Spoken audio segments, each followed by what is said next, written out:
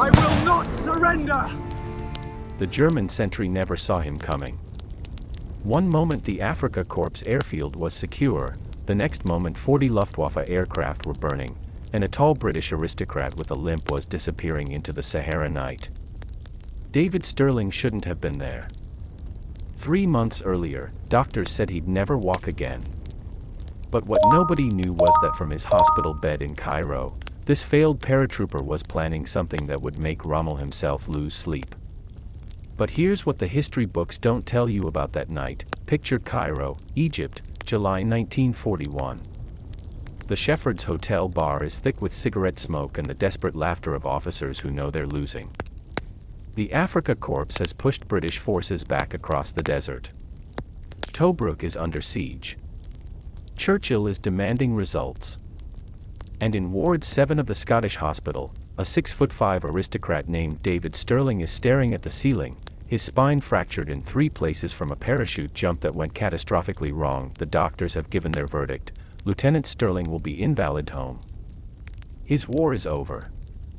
He'll be lucky if he walks with a cane. But as Stirling lies there, listening to the distant rumble of German bombers heading for the Suez Canal, something extraordinary is happening in his mind. He's not thinking about home, about the Scottish estate waiting for him, about the comfortable life of an aristocrat. He's thinking about the desert. More specifically, he's thinking about how empty it is. You see, Stirling had noticed something that everyone else had missed. The entire North African campaign was being fought along a narrow coastal strip. Behind the lines, stretching for hundreds of miles, was nothing but sand, rock, and opportunity. The Germans had airfields back there. Supply dumps. Communication centers. All of them guarded, yes, but guarded against what? Against conventional attack. Against tanks and infantry coming from predictable directions. But what if you didn't come from a predictable direction? What if you came from the deep desert, from the place where nothing could survive? What if you came at night, in small groups, not to occupy but to destroy? The nurse who found him attempting to walk would later swear she'd never seen anything like it. Stirling had pulled himself from his bed using pure willpower and furniture. His legs barely functioned. His back screamed with every movement. But there he was, inch by agonizing inch, teaching himself to move again. Not because the doctors told him to, they'd given up. Not because of some rehabilitation program, there wasn't one. But because David Stirling had decided he had work to do. "Sir, you'll damage yourself permanently," the nurse protested. Stirling's response was typical of the man he was becoming: "Then I'll damage myself usefully." Within 2 weeks, he was walking with crutches. Within 3, he was planning his escape from the hospital. Not discharge, escape. Because David Stirling had written a proposal that would either revolutionize warfare or get him court-martialed. And he couldn't submit it through proper channels because proper channels had already failed him twice. The proposal was elegant in its simplicity and insane in its ambition. Create a unit of no more than 60 men. Train them to operate independently in the desert. Insert them by parachute or through the deep desert. Hit German airfields, fuel dumps, and supply lines. Then disappear.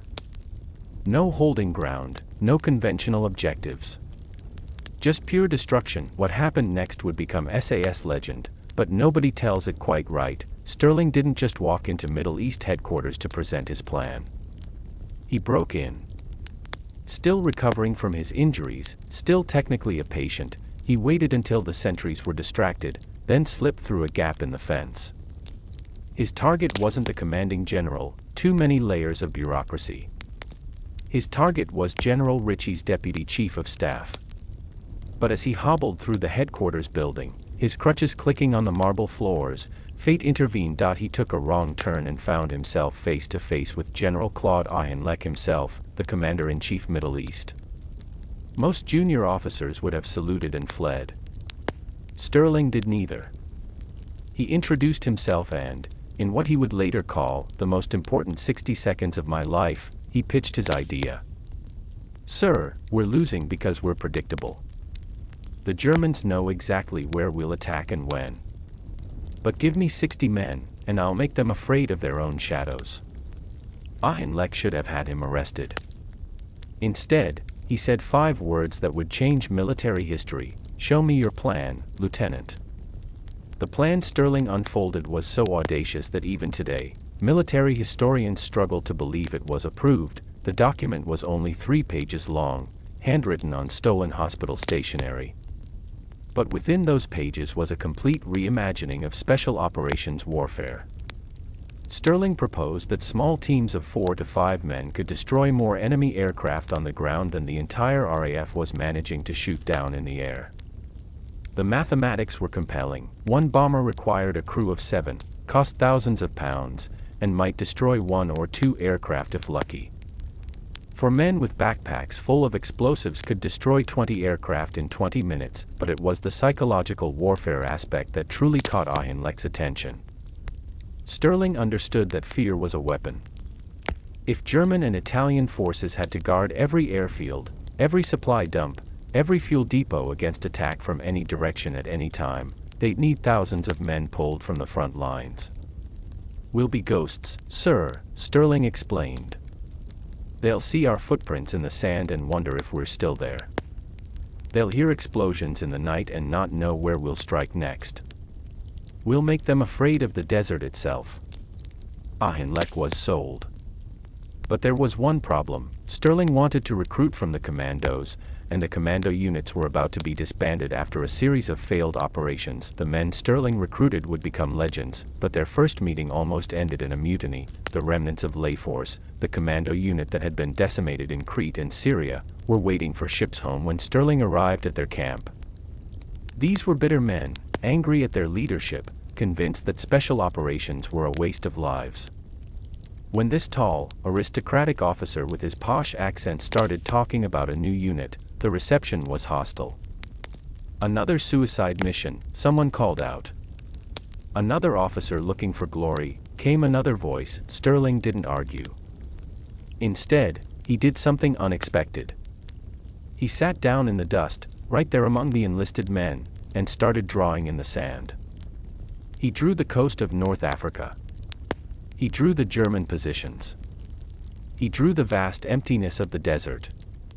"Gentlemen," he said quietly, forcing them to lean into here, "I'm not here to get you killed. I'm here to teach you how to be invisible." One man stepped forward, Paddy Mayne, a massive Irish rugby player with hands like hem hocks and a reputation for violence that made even hardened commandos nervous. Mayne had been under close arrest for striking an officer. He was 1 fight away from a court-martial. "And why should we trust you, sir?" Mayne's voice was soft, dangerous. Stirling looked up at him, this man who could break him in half even on his best day, and smiled. "Because, Sergeant Mayne, I'm offering you the chance to blow things up behind enemy lines with complete independence. Tell me that doesn't sound like fun." The training Stirling put these men through was so brutal, even today special forces would struggle, in the scorching heat of the Egyptian desert, with temperatures reaching 120 degrees Fahrenheit. Stirling's volunteers learned to become something more than soldiers. They learned to navigate by the stars, to survive on a pint of water a day, to move silently across gravel and sand. They learned to strip and reassemble every weapon in complete darkness, to make explosives from kitchen chemicals, to kill silently with their bare hands. But the most important lesson wasn't physical. It was mental. "Forget everything you know about military hierarchy," Stirling told them. "Out there, in the desert, rank means nothing. The youngest private might have the best idea. The officer might be wrong. We argue, we discuss, we decide together. But once we decide, we commit absolutely." This was revolutionary. In 1941, the British Army was still deeply class-conscious. Officers were gentlemen. Other ranks were not. They didn't mix, they didn't socialize, and they certainly didn't argue about tactics. But Stirling was building something different. He called it a brotherhood of professionals. The first real test came sooner than expected. Stirling had promised Auchinleck results within 2 months. He had 6 weeks of training completed when the order came through. Operation Crusader was beginning, and the SAS would make their debut, November 16, 1941. The night everything went wrong, and the night everything changed, the plan was simple. 5 aircraft would drop 60 men behind enemy lines to attack 5 separate airfields. It was meant to be the SAS grand entrance, their proof of concept. Instead, it became a disaster that should have ended the unit before it truly began. The weather forecast had been clear. But as the aircraft approached the drop zones, they flew into the worst storm to hit North Africa in 30 years. Winds of over 90 miles per hour. Horizontal rain. Visibility 0. Stirling, standing in the door of his aircraft, could see nothing but black chaos below. The pilot was screaming over the engine noise, "We can't find the drop zone. We need to abort." Any sensible officer would have agreed. But David Stirling wasn't sensible anymore. He was something else. Something the desert was creating. "We jump," he shouted back. What followed was catastrophe. Men were scattered across hundreds of square miles of desert. Equipment was lost. Parachutes were torn apart by the wind. Some men were dragged for miles across rocky ground. Others simply vanished into the storm, never to be seen again. Of the 60 men who jumped, only 21 made it to the rendezvous point. But here's the part of the story that changed everything. What those 21 survivors did next. Paddy Mayne's stick of men had landed relatively intact, though 30 miles from their target. Any other unit would have called for extraction. Mayne had different ideas. "Right, lads," he said, checking his compass in the dying storm. "We've walked this far. Might as well blow something up." They reached the airfield at Tamat just as dawn was breaking. Exhausted, dehydrated, outnumbered 50 to 1. Mayne studied the dispersed aircraft through his binoculars. 24 Italian fighters and bombers, lined up like sitting ducks. "Sir," one of his men whispered, "we've only got enough explosives for maybe half." Mayne grinned, that terrifying Irish grin that would become legend. "Then we'll have to improvise." What happened next was pure Paddy Mayne. They destroyed 14 aircraft with explosives. Then Mayne personally destroyed the remaining 10 by climbing into each cockpit and destroying the instrument panels with his bare hands and a combat knife. When he ran out of knife, he used a rock. As they withdrew into the desert, with the airfield burning behind them and alarms wailing, one of his men asked, "Sir, why didn't we just leave after the explosives?" Mayne's answer would become SAS philosophy, "Because they didn't expect us to stay." Never do what they expect. David Stirling received the report of Mayne's success while recovering from his own near-death experience in the storm. He'd been dragged over a mile by his parachute, his barely healed back re-injured. Most men would have been evacuated. Stirling refused even to see a medic because he understood something crucial. The SAS had suffered a catastrophic defeat in terms of casualties. The brass would be looking for any excuse to shut them down. But Mayne had given him ammunition. 14 aircraft destroyed. That was more than most bombing raids achieved. He limped into Auchinleck's office, still covered in sand and blood, and made his report. 39 men lost, sir. But 14 enemy aircraft destroyed. Auchinleck studied him coldly. That's a poor exchange rate, Stirling. With respect, sir, those 39 men are not all dead. They're missing. Give me time to find them. And give me permission to modify our insertion method. No more parachutes until we perfect the technique. We'll go in overland, through the deep desert. The deep desert is impassable. That's what the Germans think too, sir. The partnership that would terrorize the Africa Corps began with a chance meeting at a desert bar. The Long Range Desert Group, LRDG, were the kings of desert navigation. They'd been operating behind enemy lines for over a year, conducting reconnaissance in modified Chevrolet trucks. Their commander, Major Ralph Bagnold, was a legend, a desert explorer who'd mapped vast swathes of the Sahara before the war. Stirling found him in Siwa Oasis, drinking warm beer in a tent that served as the LRDG's officers' mess. "Major Bagnold, I need your help." Bagnold looked at this tall, intense aristocrat with amusement. "You're Stirling, the parachute fellow. Heard you lost most of your men." "I did. But the survivors destroyed 14 aircraft. Imagine what we could do if we could reliably reach our targets. And you want us to drive you there? I want you to teach us the desert.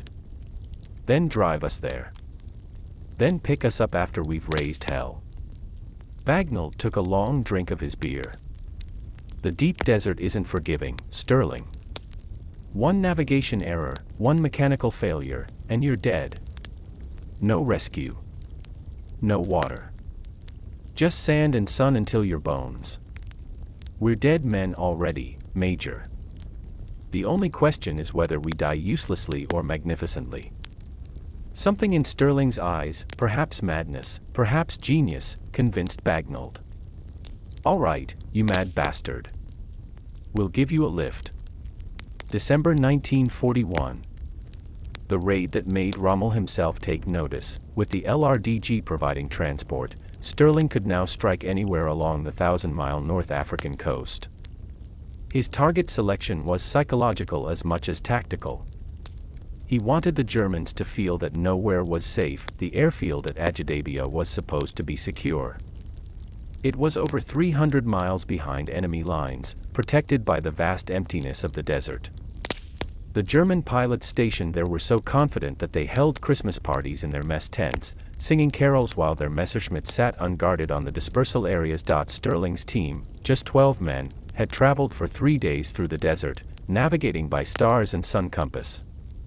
They arrived at the airfield perimeter at 11 p.m. on December 23rd. The sound of German voices singing "Still Nacht" drifted across the cold desert air. "How many aircraft, Reg?" Stirling whispered to Reg Seekings, his lead scout. 37, sir. All fueled and armed for tomorrow's operations." Stirling did the math. They had enough explosives for 20, maybe 25 if they were clever. "Right. Cooper, take your team to the fuel dump. 30-minute fuses. Ammons, you're on the ammunition stores. Paddy," Maine was already moving, that predatory grace that seemed impossible in such a large man. "I'll handle the mess tent.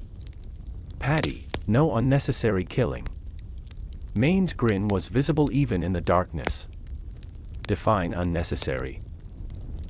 What followed was 20 minutes of controlled chaos. Explosive charges were placed with scientific precision. Time pencil fuses were activated. But it was what happened at minute 21 that became legend. A German sentry, returning early from the latrine, spotted Cooper's team. His shout of alarm was cut short by Paddy Maine's hand around his throat. But the damage was done. Lights were coming on. Voices were shouting. "Abort." Stirling hissed. "Everyone out." They ran through the desert darkness as the first explosions began. The fuel dump went first, a pillar of flame that could be seen for 50 miles. Then the aircraft, one after another, like massive fireworks. The ammunition store went last, just as the raiders reached their rendezvous point, the explosion so powerful it knocked them flat even at a mile's distance. Final tally, 27 aircraft destroyed. The entire fuel supply for the sector eliminated. The ammunition for 3 squadrons gone, and not a single SAS casualty. But the most devastating blow wasn't the physical destruction, it was what Stirling did next. Before withdrawing, Stirling had left something behind. Not explosives, but messages. Written in German, pinned to the few surviving aircraft, "Happy Christmas from the SAS. We'll be back."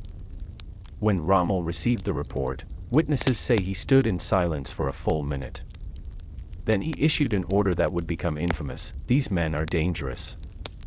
They are to be hunted down and destroyed at all costs. If captured, they are to be executed immediately." This was the Kommandobefehl, the commando order. It was a death sentence for any SAS soldier captured. But it was also the highest compliment. The Desert Fox himself was afraid. Stirling's response, when he heard about the order, was typically laconic. "Well, we'd better not get caught then."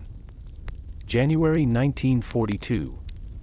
The Desert War was at its height, and David Stirling was about to attempt his most audacious operation yet. Intelligence had identified Burat Harbor as crucial to German supply lines. Hundreds of tons of fuel, ammunition, and supplies passed through it daily. It was also 400 miles behind enemy lines and protected by an entire Italian division. "It's suicide," said the intelligence officer briefing Stirling. "Even if you could get there, the harbor is too well defended. You'd need a battalion." Stirling studied the aerial photographs with that intense focus that his men had learned to recognize. His finger traced patterns only he could see. "What if we don't attack the harbor?" "Sir." "What if we attack the fuel bozers on the road leading to the harbor? They have to transport the fuel from the ships to the supply dumps. That means a convoy of fuel trucks, probably at night to avoid air attack. Minimally guarded, because who's going to attack a fuel convoy in the middle of occupied territory?" The intelligence officer's eyes widened. That's insane." "Yes," Stirling agreed cheerfully. "That's rather the point. The operation required split-second timing. Stirling's team would have to intercept a moving convoy, destroy it, and disappear before the garrison could respond. They had one chance. One night. 18 men against potentially hundreds. What Stirling didn't know was that someone in Cairo was selling information to the Germans. The convoy was exactly where intelligence said it would be. 20 fuel bozers, escorted by 2 armored cars and a platoon of infantry. Stirling's men were in position, explosives ready, when Reg Seekings grabbed his arm. "Sir. Something's wrong." "What do you mean?" "Look at the escort pattern. They're not protecting against air attack. They're in all-round defense. They're expecting ground attack." Stirling felt ice in his veins. It was a trap. The Germans knew they were coming. But how? Only a handful of people in Cairo knew about this operation. "Sir, we need to abort." Stirling's mind raced. If they withdrew now, they'd survive. But the Germans would know their intelligence network was compromised. They'd change all their procedures. The SAS would lose its greatest advantage, surprise. "No. We go ahead. But we do it differently." "Sir. They expect us to attack the convoy. So we don't. Paddy, take half the men. Circle wide. Find their reaction force. They'll be hidden somewhere, waiting for us to attack. When you find them, raise hell. Make them think you're the main attack." Maine nodded, understanding immediately. "The rest of us hit the convoy from the opposite direction. They'll be looking the wrong way." It was madness. Splitting an already small force in enemy territory. But it was also brilliant. As Paddy Maine's team disappeared into the darkness, Stirling heard something that made his blood run cold, the distinct sound of aircraft engines. Multiple aircraft. Coming low and fast. Down. Everyone down. The Stukas came in at 50 feet, their sirens wailing. They knew exactly where Stirling's men were positioned. Machine guns chattered. Bombs fell. The desert exploded around them. When the dust cleared, 3 men were dead. 5 wounded. And the convoy was accelerating away, its escort racing toward them. They'd walked into a perfect trap. And now they were about to be annihilated, but David Stirling hadn't come this far to die in the desert. As German troops advanced on their position, he made a decision that would become the most controversial of his career. "Leave the wounded." "Sir." Sergeant Ammons couldn't believe what he was hearing. "Leave them. With water and morphine. We move now, or we all die. It went against everything British soldiers were taught. You never leave a man behind. Never, but Stirling wasn't thinking like a British soldier anymore. He was thinking like something else. Something the desert had created. Something that could only survive by being harder than the landscape itself. What happened next would haunt the survivors for the rest of their lives, the wounded understood. That was the worst part. They understood completely. Private Morrison, 19 years old, stomach torn open by shrapnel, actually smiled. Go on, sir. Give them hell for us. Stirling knelt beside him, pressed his own pistol into the boy's hand. When they get close, Morrison nodded. I know what to do, sir. The remaining SAS men disappeared into the darkness as German vehicles surrounded their former position. They heard shooting. Single shots at first. Then automatic fire.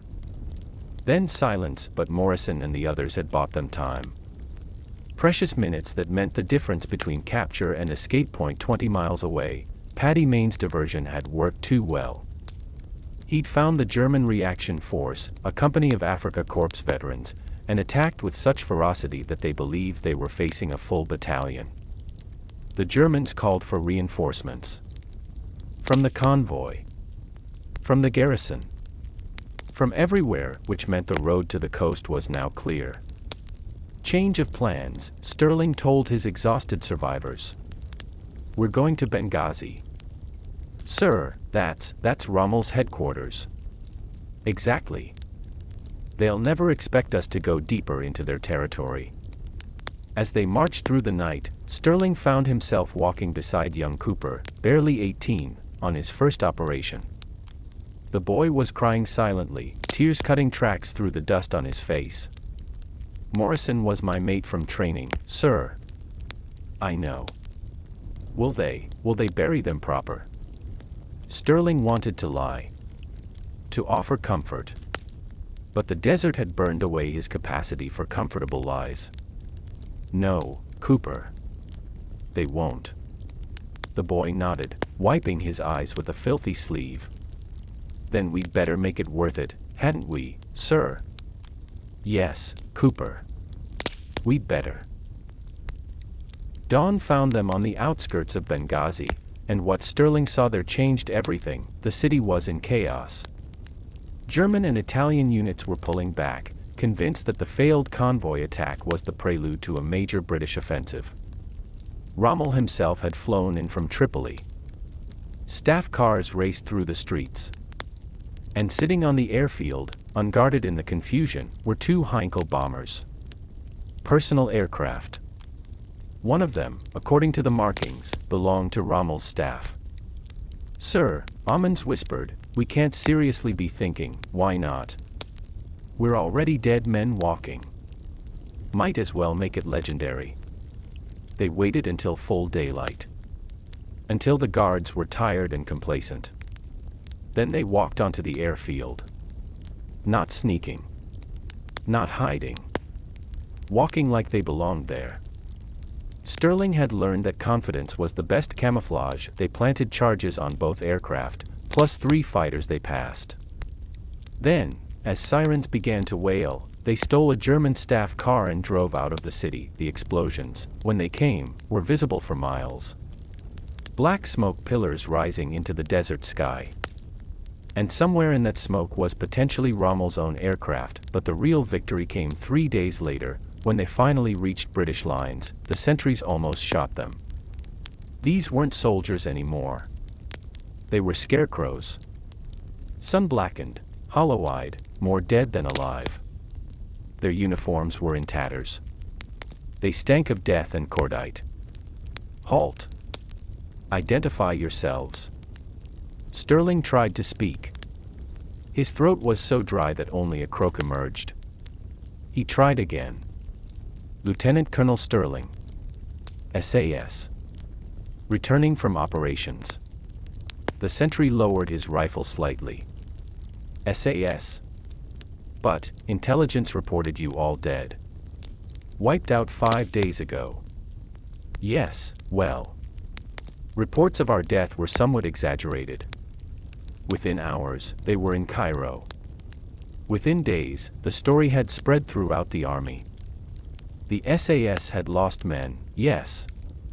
But they'd also destroyed over 50 enemy aircraft, disrupted supply lines, and forced Rommel to divert an entire regiment to rear area security. Churchill himself sent a telegram, more like this.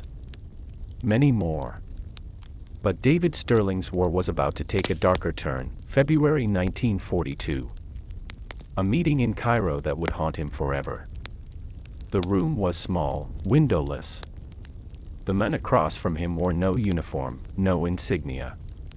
Just a gray suit and dead eyes. Colonel Stirling. Your operations have been remarkably successful. Thank you.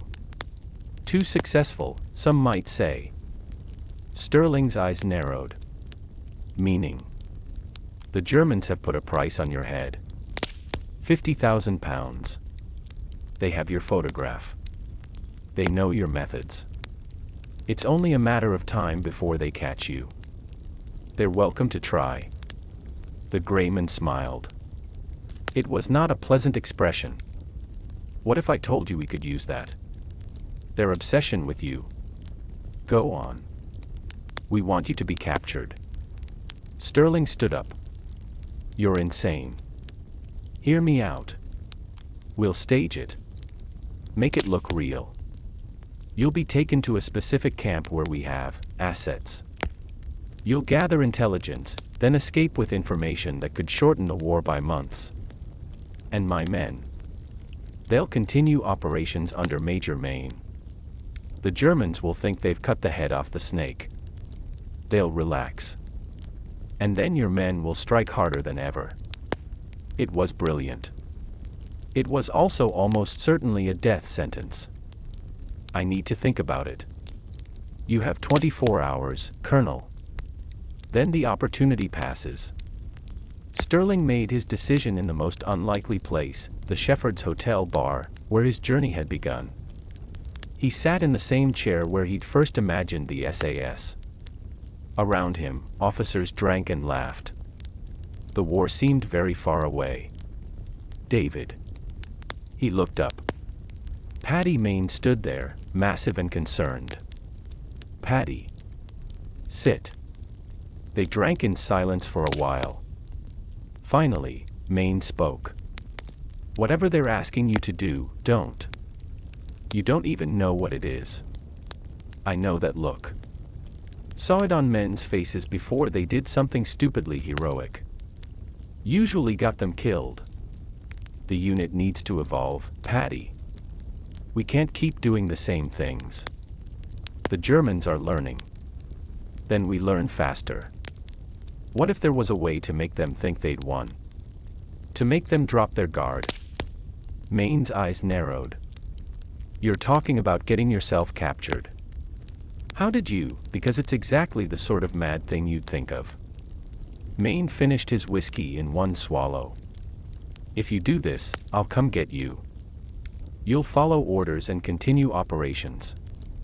I'll follow orders. And then I'll come get you. Stirling smiled. I wouldn't expect anything less. January 1943. The Tunisian desert. Stirling's last operation, they'd been planning it for weeks. The perfect ambush that would go wrong in exactly the right way. Stirling and a small team would attack a German convoy. Reinforcements would arrive. The SAS would scatter. And Stirling would be accidentally separated and captured, except the Germans had plans of their own. The convoy was a trap within a trap. Not just soldiers, but Fallschirmjäger, German paratroopers. Elite troops specifically trained to fight commandos. They'd been hunting Stirling for months. The firefight was vicious. The SAS fought with desperate courage, but they were outnumbered 10-1. One by one, Stirling watched his men fall. This wasn't the staged capture he'd planned. This was a massacre. Scatter, he screamed. Everyone scatter. But there was nowhere to run. The Germans had them surrounded. In the end, Stirling made a choice. He stood up, hands raised, drawing fire away from his escaping men. "I'm David Stirling," he shouted in German. "I surrender." The firing stopped instantly.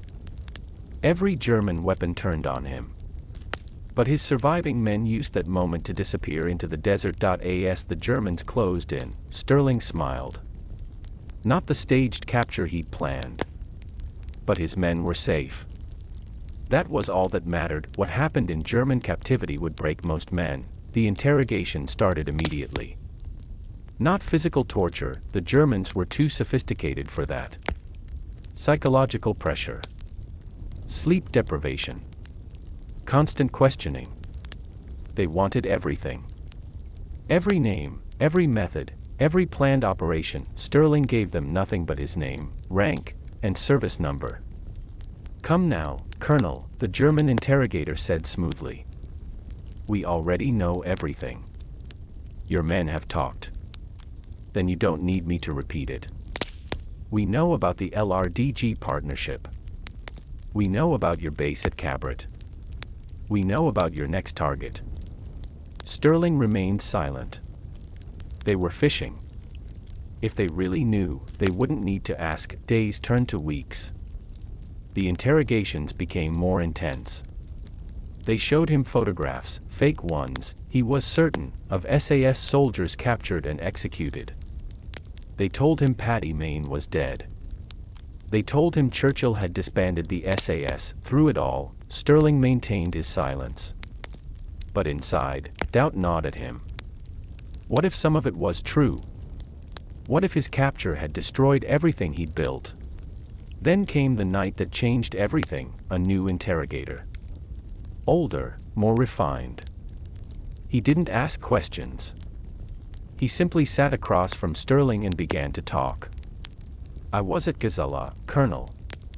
The morning after your raid. 27 aircraft destroyed. My entire squadron. I was the maintenance officer. Do you know what happened to maintenance officers who lost entire squadrons?" Stirling remained silent. "Eastern Front. Russia. Where I lost these." He held up his left hand. 3 fingers were missing. "Frostbite. Stalingrad. Why are you telling me this?" "Because I want you to understand something, Colonel. What you did wasn't war. It was murder. Those pilots, those ground crew, they were sleeping. Defenseless. They were military targets. They were boys. Some of them 17, 18 years old. Old enough to drop bombs on London." The interrogator leaned forward. "Is that how you justify it? Is that how you sleep at night?" For the first time since his capture, Stirling felt something crack inside him. Not his resolve, but something deeper. The certainty that had carried him through 2 years of desert warfare. "I don't sleep," he admitted quietly. "Haven't properly slept since my first raid." The interrogator nodded slowly. "Neither do I. We're both ghosts, Colonel. Haunted by necessary evils." That night, in his cell, Stirling broke. Not in the way the Germans wanted, he still gave them nothing. But internally, the weight of every death, every decision, every man he'd left behind crashed down on him. He thought of Morrison, 19 years old, dying alone in the desert. He thought of the German pilots, asleep in their bunks when the explosives detonated. He thought of his men, still out there, still fighting, still dying. For the first time since he'd formed the SAS, David Stirling wept, but the universe wasn't done with David Stirling yet. March 1943. Stirling was transferred to a special prison camp in Italy. And there he discovered something extraordinary. The assets the Greymen had mentioned, they were real. British intelligence officers, captured deliberately, feeding information back to London through a complex network of turned guards and hidden radios. Stirling had become, accidentally, exactly what they'd planned. The intelligence he gathered was invaluable. German troop movements, new weapon developments, the location of supply dumps. All of it flowed back to London through channels so secret that even after the war, they remained classified, but Stirling wasn't content to be a passive intelligence gatherer. He began planning the impossible, a mass escape that would free not just himself, but every Allied prisoner in the camp, September 1943. The night of the Great Escape, 200 prisoners. Months of planning. Tunnels, forged documents, stolen uniforms. It should have worked. Would have worked, except for one thing. I'm sorry, David. Stirling turned to find James Morrison, not the private who died in the desert, but another Morrison, a captain in the intelligence corps. One of the assets. What do you mean? We can't let the escape happen. The intelligence network is too valuable. If you all escape, the Germans will investigate. They'll find the radios, the turned guards. Hundreds of agents across Europe will be compromised. You're stopping the escape. London's orders. The network is more important than individual prisoners. Stirling felt rage like he'd never experienced. 200 men have hope. You're taking that away. To save thousands. You know how this works, David. The arithmetic of war. That night, Stirling watched from his cell window as the tunnel was discovered. Watched as hope died in 200 pairs of eyes. Watched as several men were shot, attempting to escape. And he understood, finally, the true cost of the war he'd chosen to fight. The war ended eventually. Stirling survived 4 different prison camps, 5 escape attempts, and 1 nearly successful assassination attempt by an SS officer who'd lost his brother to an SAS raid. When he was finally liberated in May 1945, Stirling was a different man. Thinner, quieter, his eyes holding shadows that would never quite leave. Paddy Mayne was there when he arrived in London. Still massive, still dangerous, but crying openly as he embraced his commander. Told you I'd come get you. You're 2 years late, Paddy. Well, I had to finish winning the war first. The SAS had continued without him. Growing from 60 men to over 2,000. Operating in France, Italy, Greece, Norway. The foundation Stirling had laid had become something beyond his wildest imagination, but at what cost? At the victory parade, Churchill himself shook Stirling's hand. You created something extraordinary, Colonel. I created killers, Prime Minister. Churchill's eyes hardened. You created warriors. There's a difference. Is there? I'm not sure anymore. Years later, in 1960, Stirling received an unexpected visitor at his Scottish estate. An elderly German, walking with a cane. It was the interrogator from the prison camp. The one with missing fingers. Why are you here? Stirling asked. To thank you. Thank me. My son. He was a pilot at Benghazi. The night you destroyed those aircraft. His plane was one of them. But he wasn't in it. He was in the infirmary with dysentery. Your raid saved his life. He was reassigned to transport planes after that. Survived the war. They sat in silence for a long moment. I hated you, the German continued. For years, I hated you. But my son is alive. Has children. Because of what you did. I wasn't trying to save anyone. I was trying to destroy everything. Yes. But destruction and creation are often the same thing, aren't they? After the German left, Stirling stood at his window, looking out at the Scottish Highlands. The landscape was harsh, unforgiving.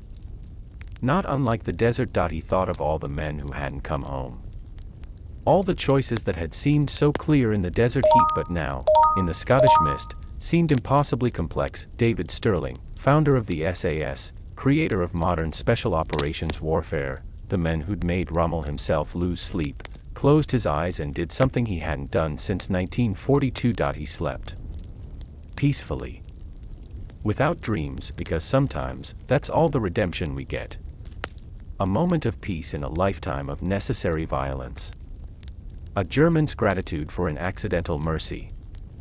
The knowledge that something good, however unintended, came from all that destruction. The SAS motto, chosen by Stirling himself, was "Who dares wins." But perhaps the real truth was something else. Something Stirling understood only at the very end: who dares, pays. The only question is whether the price is worth it, and for David Stirling, aristocrat turned desert raider, that question would never truly be answered. The desert keeps its secrets. And some ghosts never stop walking through the sand. David Stirling died in 1990, aged 74. The SAS he created continues to this day, the model for special forces units worldwide. His tactics, his philosophy, his understanding of asymmetric warfare revolutionized military thinking. But those who knew him best said he never quite came back from the desert. Part of him remained there, in the vast emptiness between Cairo and Benghazi, where young men became something more and less than human. Where necessary evils were committed in the name of greater good. Where heroes and monsters were often the same person, separated only by perspective and time. Sleep well. And remember, in war, there are no good men. Only necessary ones. Tonight, drift off to the incredible story of David Stirling, the failed paratrooper with a broken back who created the most elite special forces unit in history from his hospital bed. This 2-hour sleep story reveals how an aristocratic British officer became Rommel's worst nightmare in the North African desert, destroying more enemy aircraft with 4 men than entire bomber squadrons could manage, from breaking into headquarters on crutches to pitch his insane idea, to conducting raids so audacious that Hitler himself issued death orders for any captured SAS soldier. This is the untold human story behind the birth of modern special operations, perfect for falling asleep to. Soft narration combined with one of WWII's most fascinating stories. No loud noises, no jarring moments, just the incredible tale of how one man's vision in a Cairo hospital changed warfare forever. Sweet dreams, and remember, who dares wins.